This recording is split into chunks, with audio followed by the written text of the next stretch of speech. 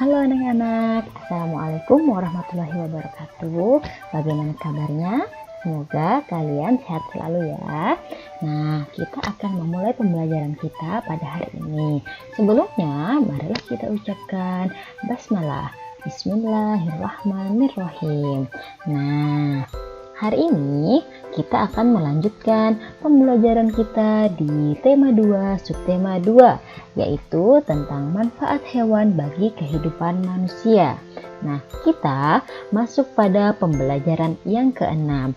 Di pembelajaran ke-6 ini, kalian bisa buka di bukunya di halaman 144 ya. Nah, jika sudah kalian buka, maka kita akan lanjut ke materinya. Yang pertama yaitu adalah materi bahasa Indonesia tentang menemukan pesan dari dongeng yang bergambar. Nah, apa itu dongeng yang bergambar? Coba kita ingat-ingat dulu. Ada yang masih ingat artinya dongeng? Ya, dongeng merupakan cerita khayalan atau cerita yang tidak benar-benar terjadi ya. Jadi ini artinya dongeng, yaitu merupakan cerita khayalan ya. Kemudian di dalam dongeng itu terdapat pesan yang ingin disampaikan kepada si pembaca ya.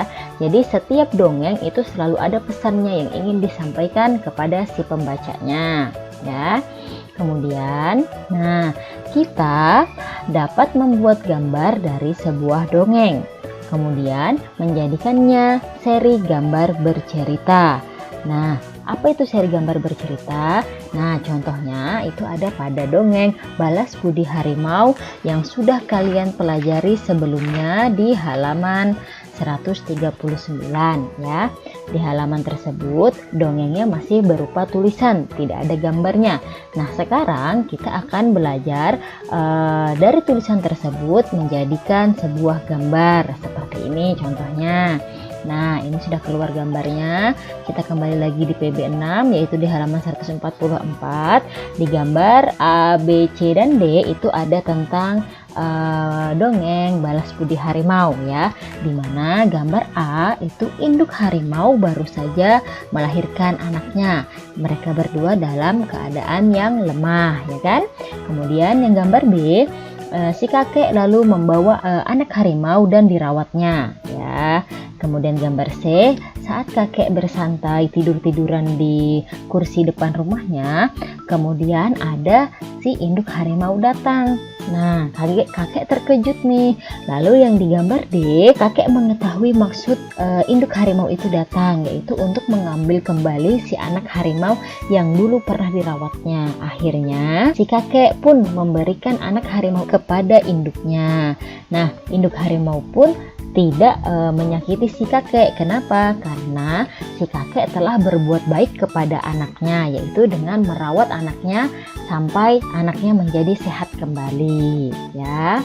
Nah, dari cerita dongeng yang berseri tadi, pesan yang terdapat dalam dongeng Balas Budi Harimau tadi adalah bahwa kita harus bersikap baik terhadap orang lain yang sudah menolong atau berbuat baik kepada kita ya. Jadi jika ada teman-teman atau orang lain yang berbuat baik kepada kita, maka kita juga harus bersikap baik terhadap orang tersebut. Nah, kita akan lanjutkan materi kita di PPKN ya, yaitu tentang keberagaman sifat tetangga di lingkungan sekitar. Nah, pasti kalian punya kan tetangga di kiri kanan atau teman-teman kalian di kiri kanan rumah kalian, banyak kan?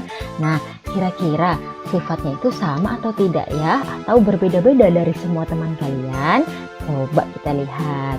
Nah, di sini ada tulisan setiap orang memiliki sifat yang berbeda antara satu sama lainnya.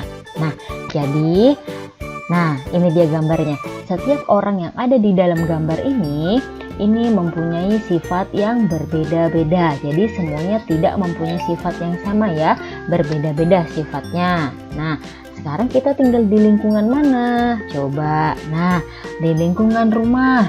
Di lingkungan rumah kalian punya tetangga. punya teman yang tinggal di kiri kanan rumah kalian atau di depan belakang rumah kalian, ya kan? Bagaimana sifat teman-teman kalian di lingkungan rumah? Nah, kalian yang paham.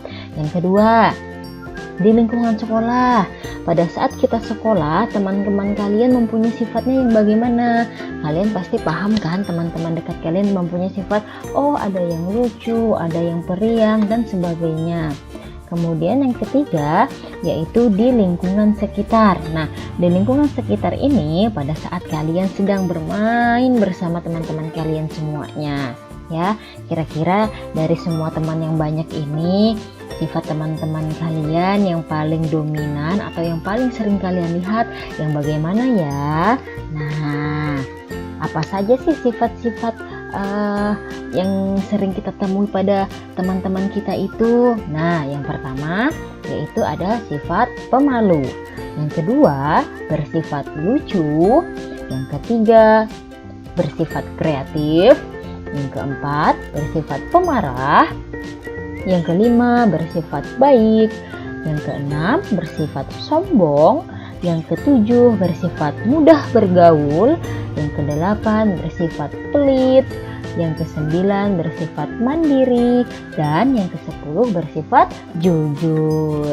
Nah, selain 10 sifat ini, masih banyak lagi sifat-sifat yang lainnya, ya, karena Ustazah menuliskan hanya mewakili sifat-sifat yang sering kita temui di lingkungan kita.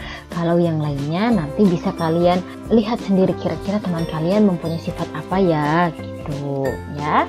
Nah, ini tadi berbagai macam sifat yang ada di orang-orang yang kita temui atau orang-orang yang ada di sekitar kita, ya. Kita akan lanjut nih di materi matematika. Nah, matematika di sini tentang soal cerita dalam sifat pertukaran pada perkalian.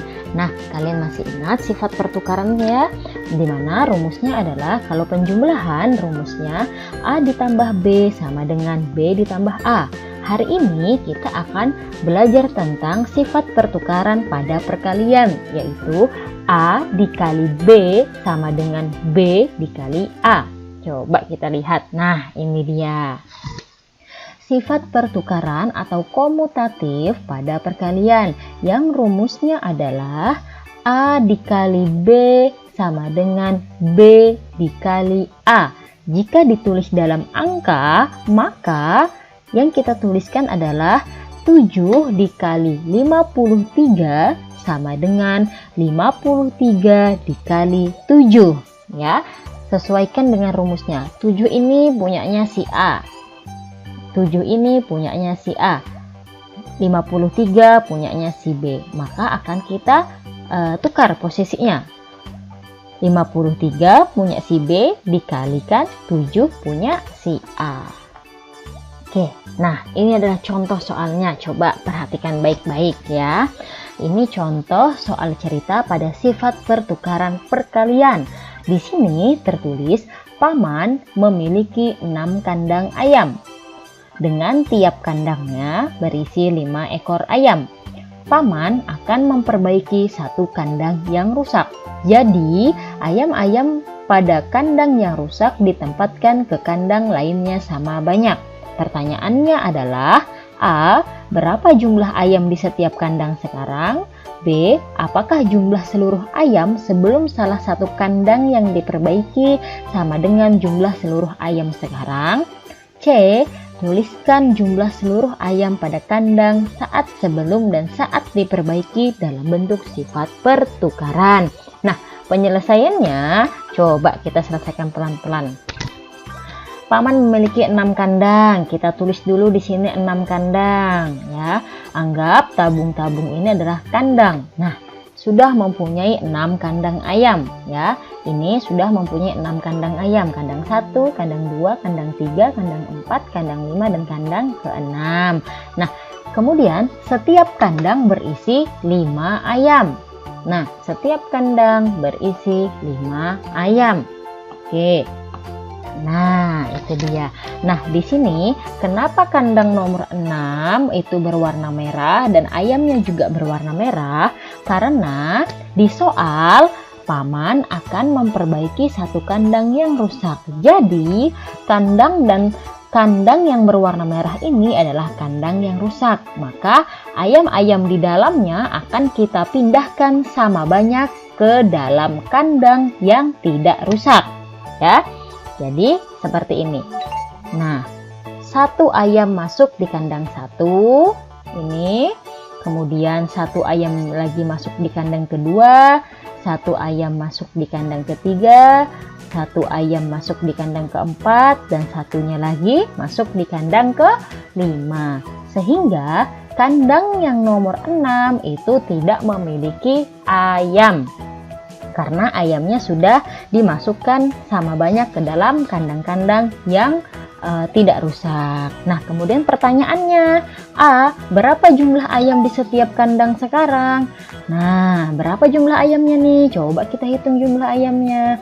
Ada berapa ini? Ada 1, 2, 3, 4, 5, 6. Ternyata di setiap kandang itu mempunyai 6 ekor ayam. Jawaban si A. Kemudian, jawaban dari pertanyaan si B adalah, apakah jumlah seluruh ayam sebelum salah satu kandang diperbaiki sama dengan seluruh ayam sekarang? Kira-kira sama atau tidak jumlahnya pada saat sebelum dimasukkan ayam dari kandang ke-6 dengan sesudah dimasukkan ayam dari kandang ke-6? Jawabannya adalah tidak sama karena ada penambahan ayam. Dari yang awalnya 5 ayam menjadi 6 ayam, ya. Kemudian yang C, tuliskan jumlah seluruh ayam pada kandang saat sebelum dan saat diperbaiki dalam bentuk sifat pertukaran. Nah, jawabannya adalah yang C, yaitu 5 dikali 6 sama dengan 6 dikali 5. Kenapa? Karena di kandang awal itu hanya memiliki 5 ayam. Kemudian dia ada mendapatkan tambahan 1 ayam dari kandang yang rusak, ya. Sehingga menjadi 6 ayam dalam setiap kandang. Jadi 5 dikali 6 sama dengan 6 dikali 5. Ya, begitu ya. Coba nanti dipahami lagi ya. Oke, sampai di sini pelajaran kita di pembelajaran ke-6. Semoga kalian memahami isi materi yang Ustazah sampaikan tadi. Kita akan bertemu lagi di pembelajaran selanjutnya. Ustazah akhiri. Ustazah mohon maaf apabila banyak salah dalam penyampaian kata, dan apabila ada yang kurang mengerti, nanti bisa ditanyakan ke wali kelas masing-masing ya. Ustazah akhiri. Wabillahi taufiq wal hidayah. Wassalamualaikum warahmatullahi wabarakatuh.